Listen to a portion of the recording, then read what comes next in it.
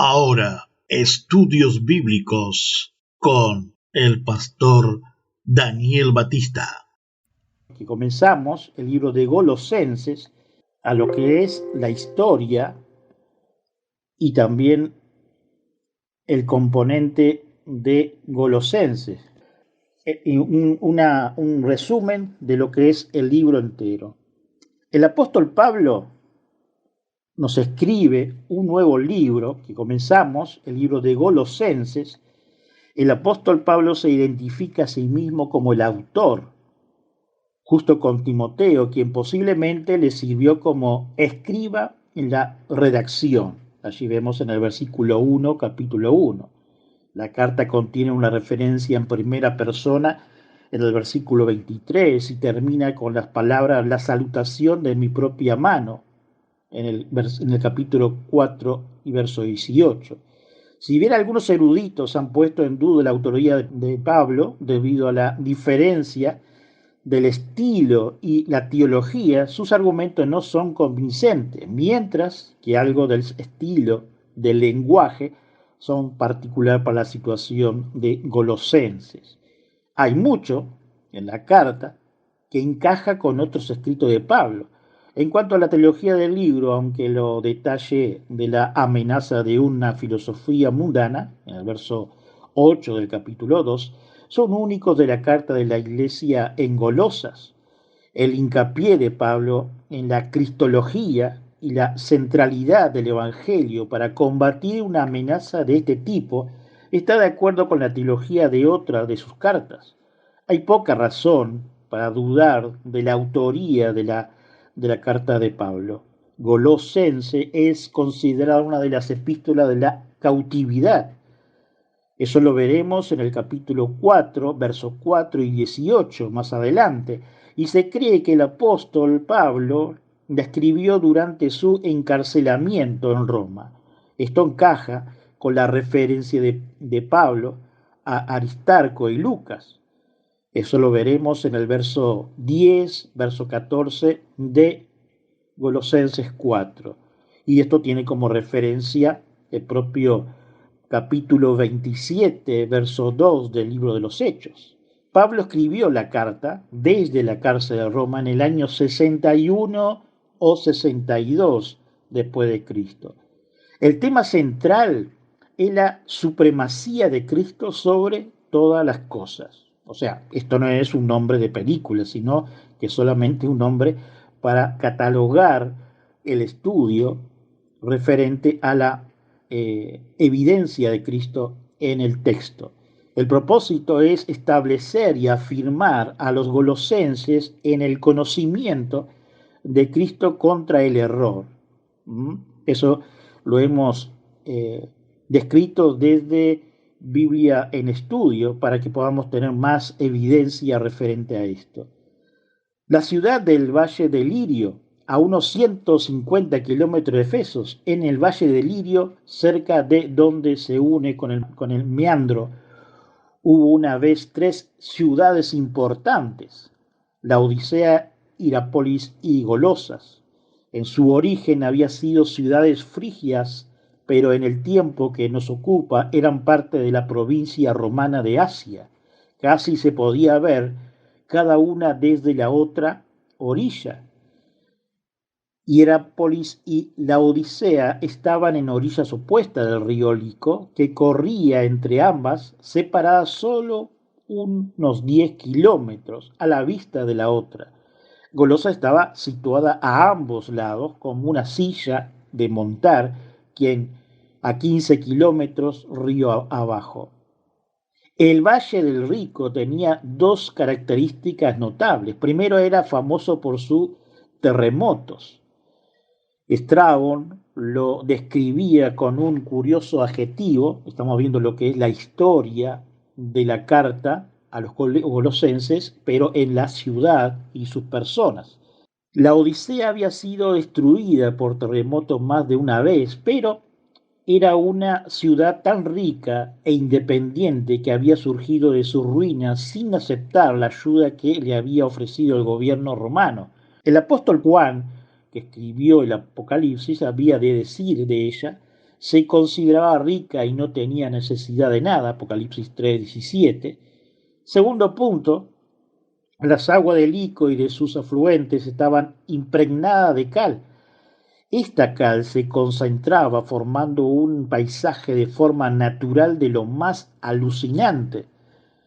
Un escritor nos dice que los monumentos antiguos estaban enterrados, las tierras fértiles estaban cubiertas de costras impenetrables, los cauces de los ríos se embozaban y las corrientes se desviaban, se formaban grutas fantásticas y cascadas y arcos de piedra por este poder de extraño, capricho a la vez creador y destructivo, que lo elaboró calladamente a través de los siglos en las piedras, fatales para la vegetación.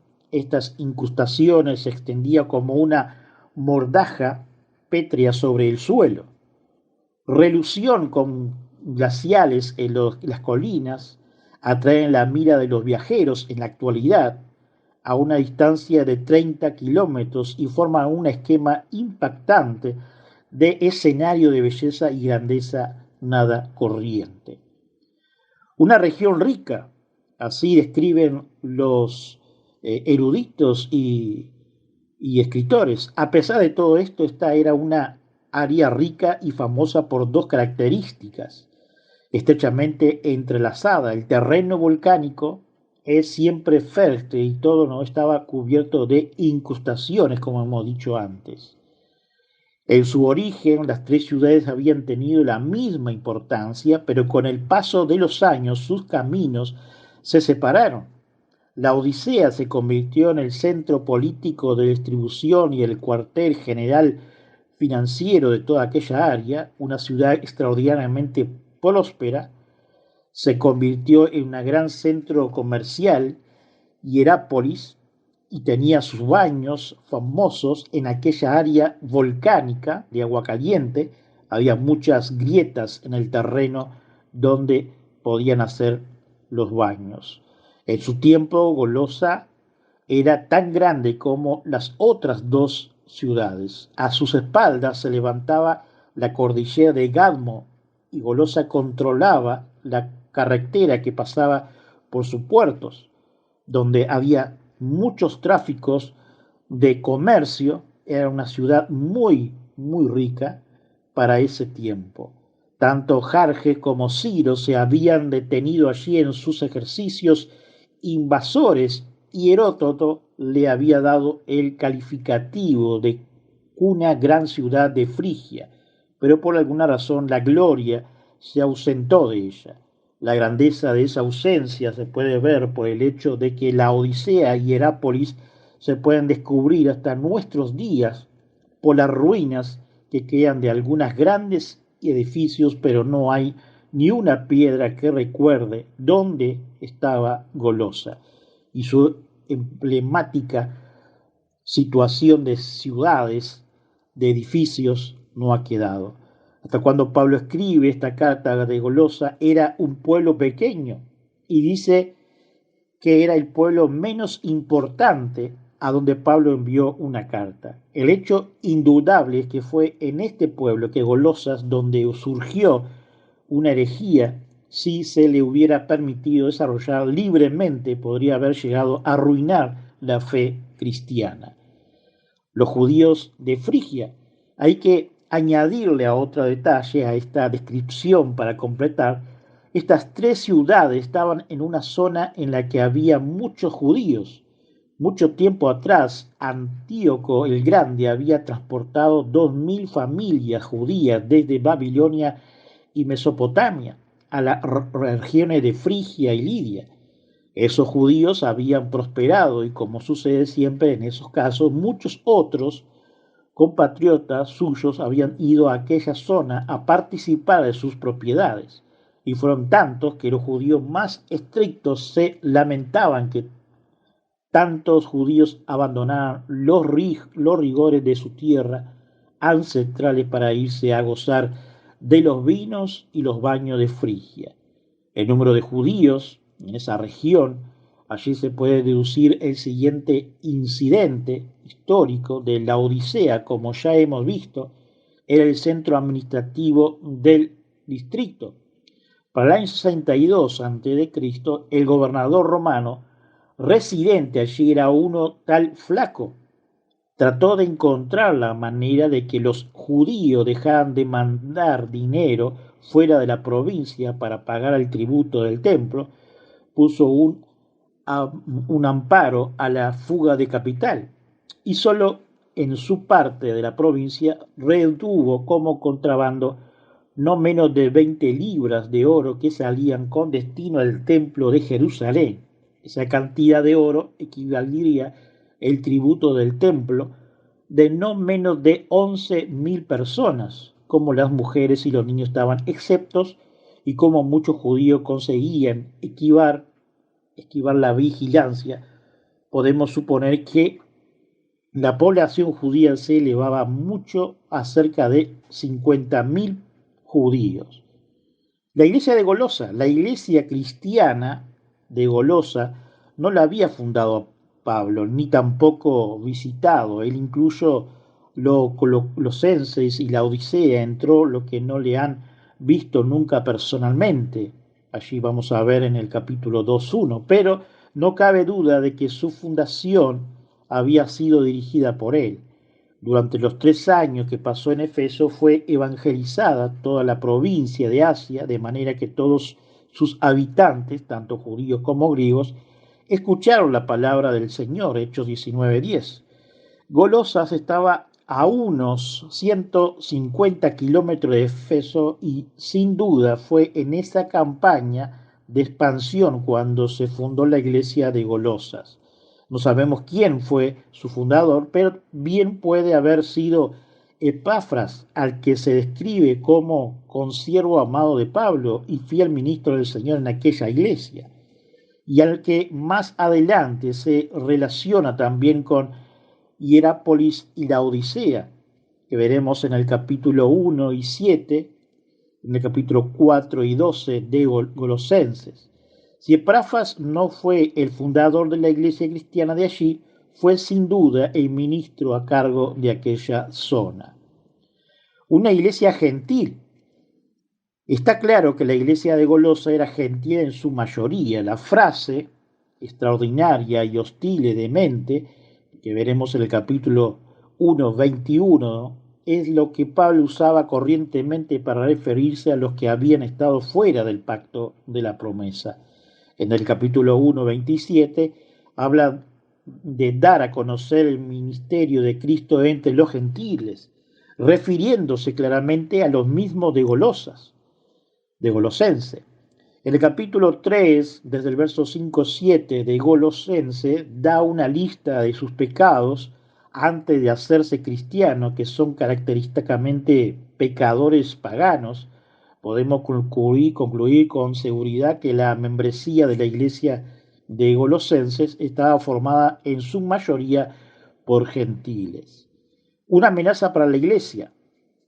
Debe haber sido Epafras el que le trajo noticia a Pablo, que estaba preso en Roma, de la situación que se estaba desarrollando en Golosas. Por eso sale la carta.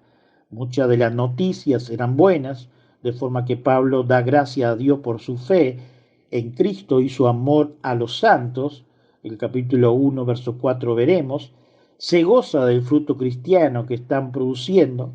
Epafras le ha traído noticia de su amor en el espíritu, se alegra de saber que se mantiene en orden y están firmes en la fe. Habían problemas en Golosas, sin duda, pero no había llegado a haber una epidemia. Pablo creía que prevenir era mejor que curar y tratar el mal en esta carta antes que se extienda. La autoría de la carta todavía no queda una cuestión.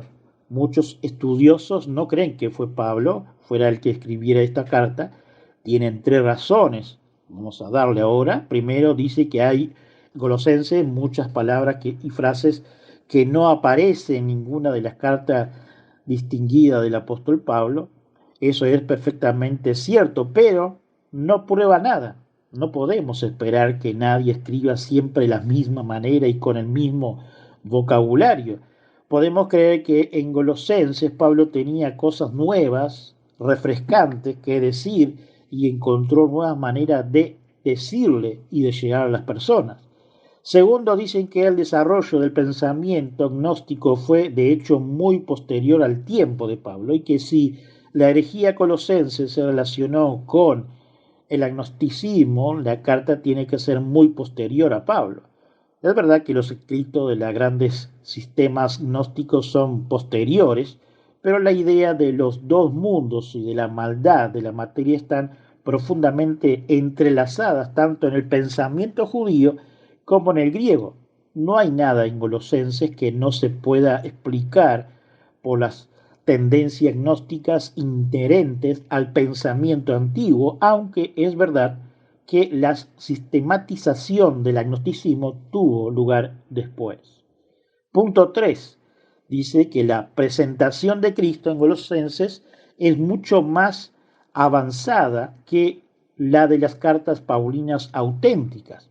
A eso se puede contestar de dos maneras. Primero, Pablo habla de la inescrutabilidad riqueza de Cristo. En Colosenses se encontró frente a una nueva situación y esa riqueza inescrutable, extraña, nueva respuesta para salir al paso.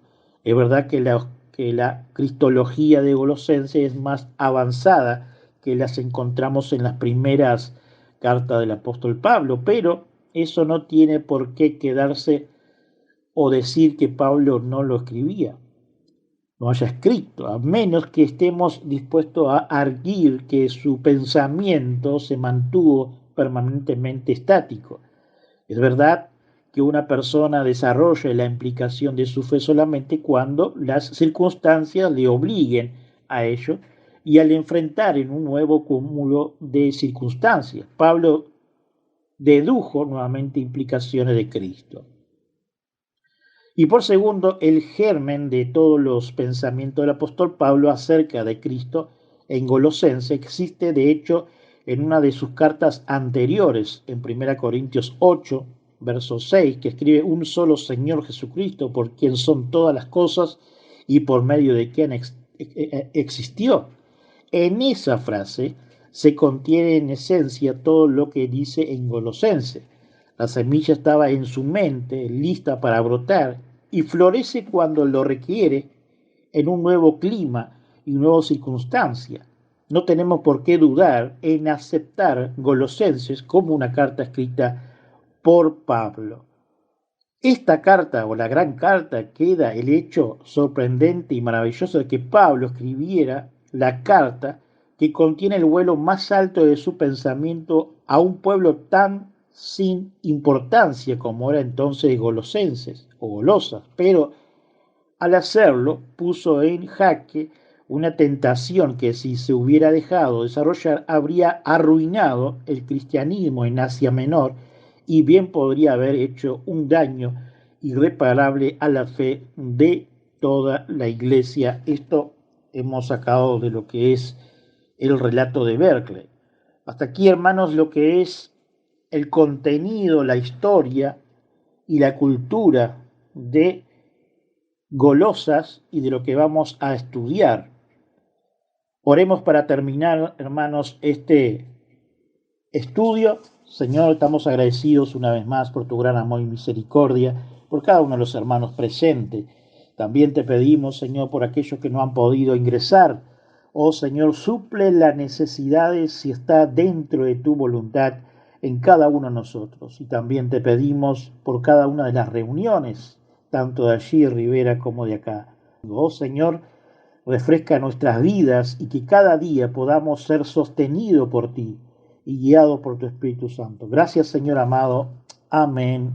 Amén. Una vez más hemos llegado al final de un nuevo programa. Visítanos en iglesiareformadaui.com. Para más información, info@iglesiareformadaui.com o solo mensaje de texto por WhatsApp 0598 9359 4843. Que hoy no sea un día más, sino un día de victoria en Cristo Jesús. Su servidor y amigo, Pastor Daniel Batista.